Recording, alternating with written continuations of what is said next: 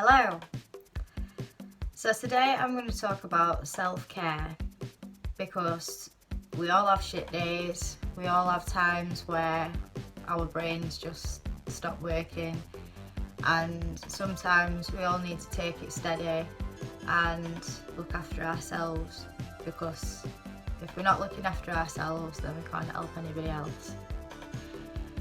So the first thing that I do when I'm having a shit day is accept that I'm having a shit day, and accept whatever's gone wrong has gone wrong, and for the time being, usually you can't change what's happened, and there's no point in worrying about it all day or getting yourself into a mess. Life goes on and you have to as well.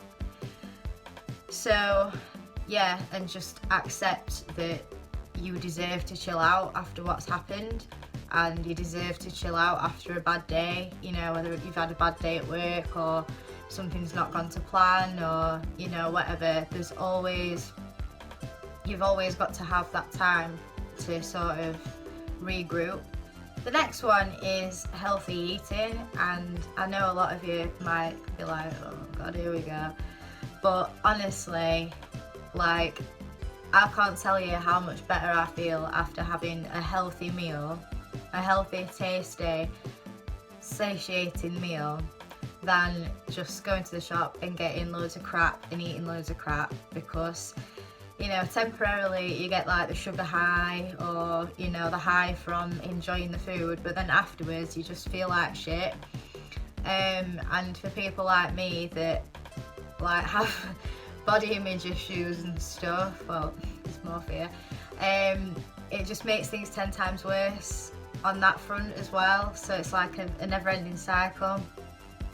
So if you are able to, if you've got yourself to the point where you're calm and everything, and the motivation to take care of yourself is there, I would just go to the kitchen and just try and make something healthy for yourself, because making yourself a healthy, nutritious meal it's basically showing yourself that you care and that you deserve it, and that's like the first step in kind of recovering from what's happened. And yeah, it just makes you feel so much better. What I do as well is I meal prep anyway, because food's part of my very rigid routine that I've got, and it minimises anxiety for me, so I do that anyway. And I've got into lifting weights and stuff properly now, so I need to do it for that. But if you've got meals already made up in the freezer that you made like a few days ago or whatnot, and you've got something there just to take out the freezer and stick it in the microwave, that's so much easier than having to cook something from scratch. So yeah, that's I do that all the time. Even if it's like meant to be for a work meal or something, if I feel like shit and I'm tempted to just order a takeaway or go to the shop and get loads of sweets and that, then I'll just take it out of the microwave if there's something in there and just have it. The next one is try and get outside, and preferably in a place where there's hardly any people, like the countryside if you're lucky enough to live near an area like that, woods and stuff. That has always been like one of my go-to things that I do when I'm feeling shit. I've always done it, and I grew up where my dad used to take us on walks with the dog and stuff, and he'd show me all these cool places in Sheffield where I'm from, and it was such a therapeutic thing.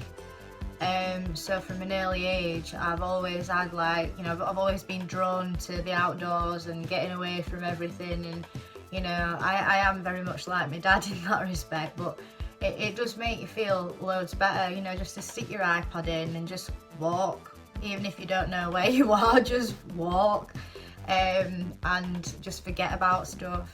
Try not to listen to sad music, because the amount of times that I've prolonged my shit day or my meltdown or whatever with sad music, it's just, I don't know why I do it, but I still do it. Put something happy on, something that makes you smile. The next one is pampering, And this is like proper cliche self-care kind of thing, isn't it? But honestly, it just makes you feel loads better, and it doesn't matter what gender you are or anything.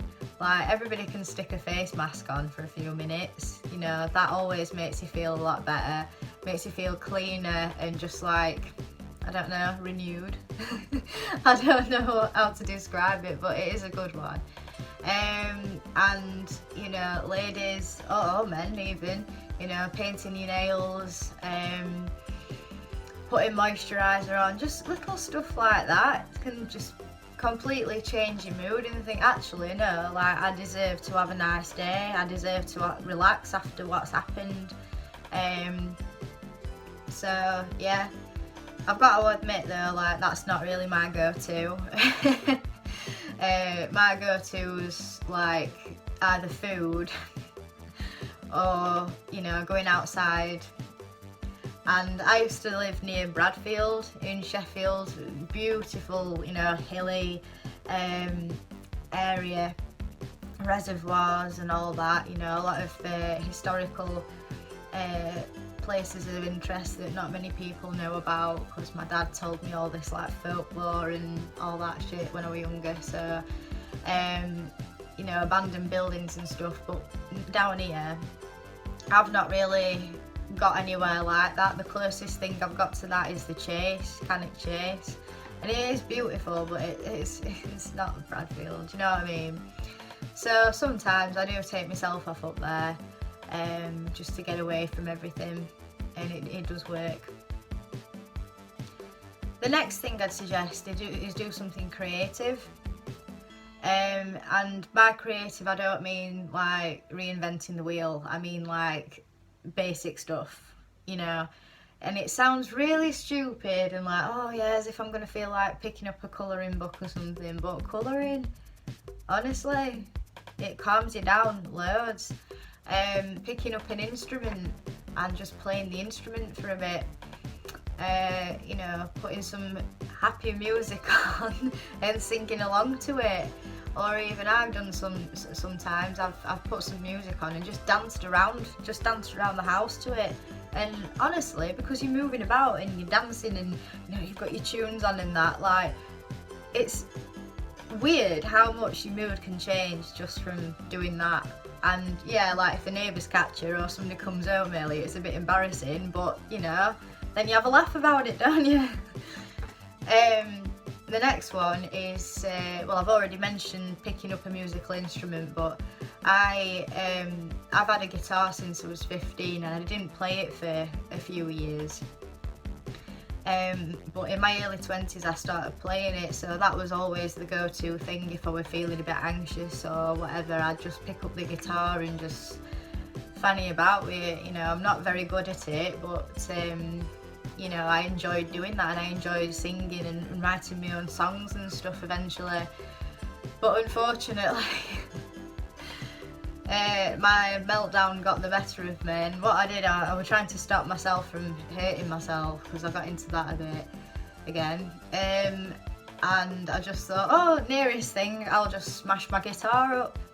And I just got it and I just walloped it across the floor until it was in smithereens, and then afterwards I was just like, why the fuck did I do that?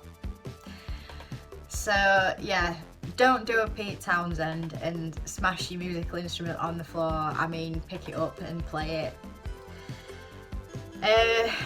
The next one, it's not really a tip, but, well, it is really. Don't drink alcohol after a shit day, because the amount of times, I don't do it now, I hardly go out to be honest, but the amount of times that I've had a shit day, or, you know, felt a bit depressed and whatnot, and then gone out on the piss, like, it never ends well. If you're in a shit mood before you start drinking alcohol, because it's a drug, it's a depressant, you know, you might feel temporarily happy, you know, and like confident and everything, but then after that, like, it just, honestly, and I bet a lot of people watching will have experienced that, and it's just horrible, because like, you know, the feelings that you had before you started drinking come back the next day or a bit later on, like 10 times worse, and you're just like, I don't know what to do, like squiffing out on the sofa all day. So I would advise against alcohol. The next one is exercise, and to be honest with you, I grew up in a house where exercise was considered like that was for people that actually wanted to get into exercise as the thing. It was never really taught to me the mental and physical importance of exercise and endorphins, and you know what it does to your brain, what it does to your body, how it makes you feel. You know, none of that was explained to me. I hadn't got a clue about exercise. I used to be on my period every PE lesson. I fucking hated exercising. But until like my mid-20s, up till my mid-20s I was like that. After that I started trying to like get into the gym and all that. And honestly, the effects of alcohol on your mind are just, it's astonishing. You go into the gym and it's probably taking you about 2 hours to start, you know, psych yourself up to go to the gym if you're feeling shit. But once you get there, you're like, oh bloody hell, I don't know what to do. There's loads of people here, can't be ours, fucking hell.